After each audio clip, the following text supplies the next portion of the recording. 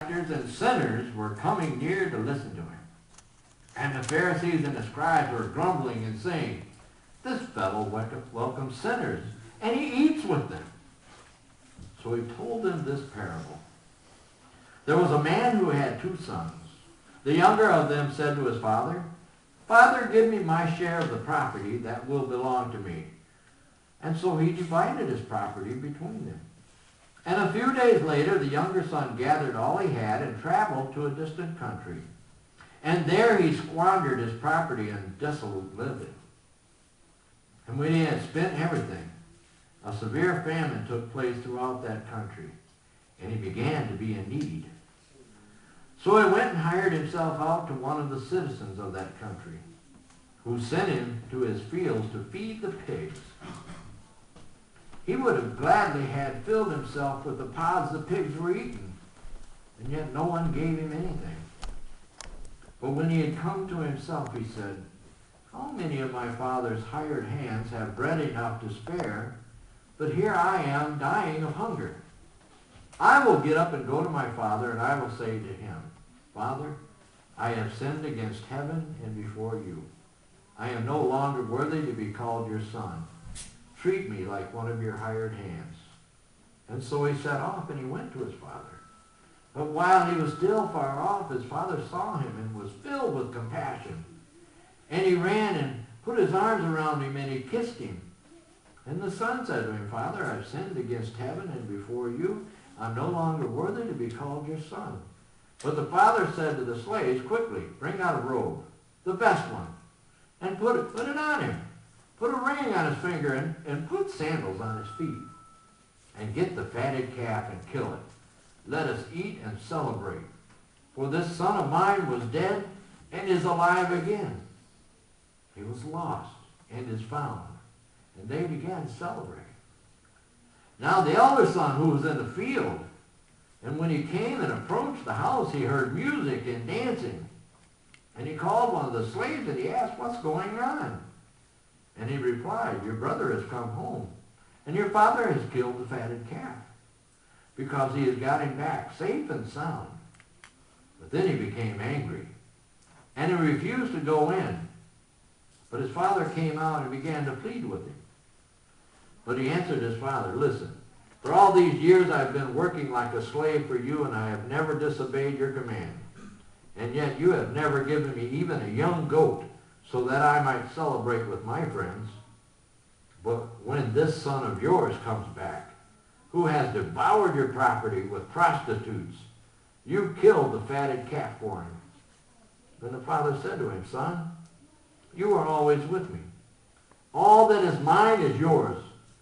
But we had to celebrate. We had to rejoice, because this brother of yours was dead and has come to life. He was lost and has been found." These are the words of God for the people of God, and we say, Thanks be to God. Amen. Always love that story. Of course, there's 2 other parables that go with this. I just chose to use this one. You know, the chapter starts off, you have tax collectors and sinners that are getting close to Jesus. They're getting close because they want to listen. They want to hear something, what's going on. And while he's talking, the Pharisees and the scribes, they began to grumble.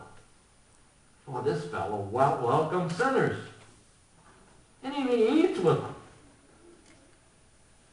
And during their grumbling, Jesus tells them 3 parables.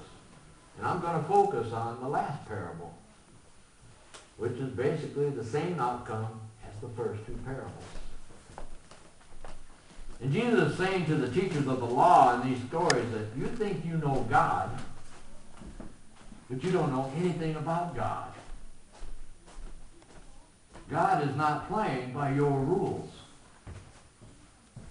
You want to know about God, or you want to know what God is all about? I'll tell you what God is all about. And in the parable of the wayward son, God is represented by the Father.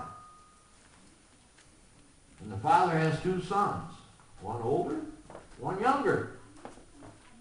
And from the sound of the story, these boys grew up in kind of a well-to-do family. They had everything they needed and were provided for very well. They had servants to wait on him hand and foot if they need be, and all seemed to be going pretty good. Except for one day. The younger brother decided that he wanted to go out and make his own way in the world. And goes to his father and asks for his share of the inheritance. And I think he's just like any other young person who decides to go out and see what else there is in this world. And the father agrees. And he divides up the inheritance, and the young man sets off to see the world with a pocket full of money. Which every bit came from the father, because remember, this is an inheritance. And he travels. Goes on to a far-off land. And there's where he goes. He wants to hit the hot spots. That's what he wants. He wants the nightclubs and go to all the good parties. And with all the squandering that he's got going on, he's picking up a host of friends.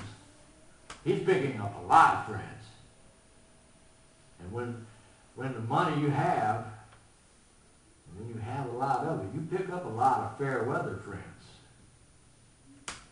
And while the money lasts, let me tell you people, you can have the time of your life. That's short-term goals, though. Eventually the money will run out, as the younger brother soon finds out. How many of you during your lifetime have ever headed down that road that is going to lead you to freedom? I was 18 years old. I was taking that road to freedom. I know you thought about it. You just don't want to say, no, I never did that. I just always wanted to stay home all my life so my parents could take care of me. Wait a minute, that's my youngest son. Anyway, that's the way it is. That's how we are. To get away from all the rules, we want to get away from the restrictions, especially the ones that parents and other relatives place on us. I mean, face it, when we're kids, we have rules and we have restrictions that we have to abide by. The grass, you know, is greener on the other side. You know it is.